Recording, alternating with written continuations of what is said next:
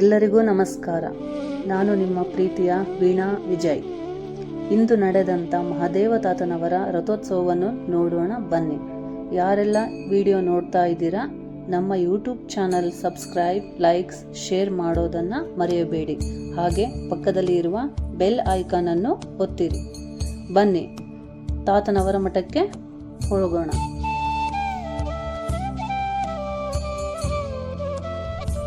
ಬಳ್ಳಾರಿ ನಗರದ ಪಶ್ಚಿಮ ದಿಕ್ಕಿಗೆ ವಿಜಯನಗರ ಮಾರ್ಗವಾಗಿ 10 ಕಿಲೋಮೀಟರ್ ದೂರವನ್ನು ಕ್ರಮಿಸಿದರೆ ಸಿಗುವ ಗ್ರಾಮವೇ ಅಲ್ಲಿಪುರ. ಇದು ಇಂದು ಬಳ್ಳಾರಿಯ ಮುಂದುವರೆದ ಭಾಗವೇ ಆಗಿದೆ. ಅಂದು ಅಜ್ಞಾತವಾಗಿದ್ದ ಈ ಕುಗ್ರಾಮಕ್ಕೆ ಬಂದಂತಹ ಪವಾಡ ಪುರುಷ ವರಯೋಗಿ ಮಹಾದೇವ ತಾತ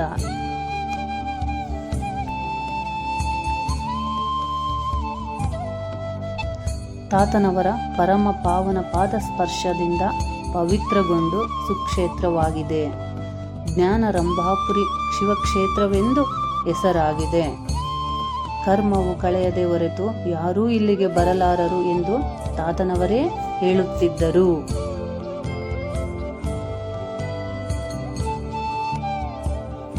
ಅಂತ ಕರ್ಮ ಮುಕ್ತ ಜೀವಿಗಳಿಗೆ ಕೈವಲ್ಯ ಪದ ನೀಡುವ ಶಿವಕ್ಷೇತ್ರವೇ ಅಲ್ಲಿಪುರ ಕ್ಷೇತ್ರ.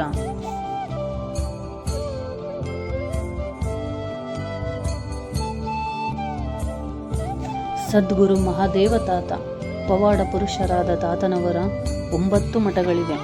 ಅದರಲ್ಲಿ ಇದು ಮೂಲ ಮಠವಾಗಿದೆ. ಮೈಸೂರು ಜಿಲ್ಲೆಯ ನಂಜನಗೂಡಿನಲ್ಲಿ ಕಪಿಲ ಮತ್ತು ಕಾವೇರಿ ಎಂಬ 2 ನದಿಗಳು ಸೇರುವ ಸ್ಥಳದಲ್ಲಿ ಮಹಾದೇವ ತಾತನವರು ಜೀವಂತ ಸಮಾಧಿಯಾಗಿದ್ದಾರೆ.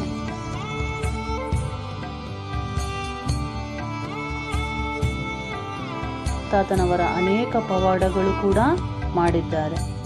ಮಹಾದೇವ ತಾತನವರ ಹಿಂಭಾಗದಲ್ಲಿ ಶ್ರೀಚಕ್ರವಿದೆ. ಹಿಂದೆ ಶರಣರು ಬಂದು ಲಿಂಗ ಪೂಜೆಯನ್ನು ಅಲ್ಲಿ ಮಾಡುತ್ತಿರುತ್ತಾರೆ. ಅದಕ್ಕೆ ಮಹಾದೇವ ತಾತನವರು ಅದೇ ಜಾಗದಲ್ಲಿ ಶ್ರೀಚಕ್ರವನ್ನು ಮಾಡಿಸಿದ್ದಾರೆ.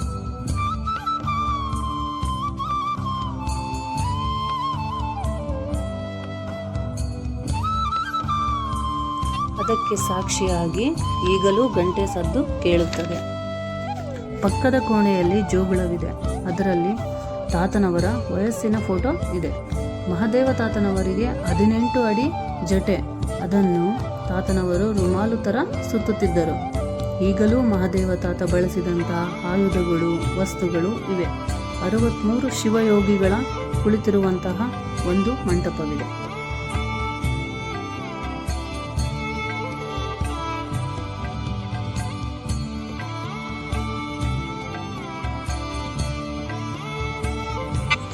ದಿನಾಂಕ 10/1/2025 ಮಹಾದೇವ ತಾತನವರ ರಥೋತ್ಸವವು ಜರುಗಿರುತ್ತದೆ.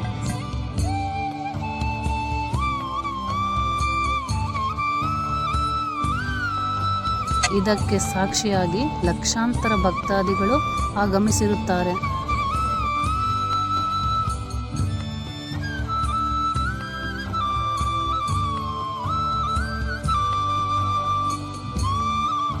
ನಾವು ಕೂಡ ಈ ಸುಂದರ ಕ್ಷಣವನ್ನು ಕಣ್ತುಂಬಿಕೊಂಡು ತಾತನ ಆಶೀರ್ವಾದ ಪಡೆದುಕೊಂಡು ಬಂದಿರುತ್ತೇವೆ.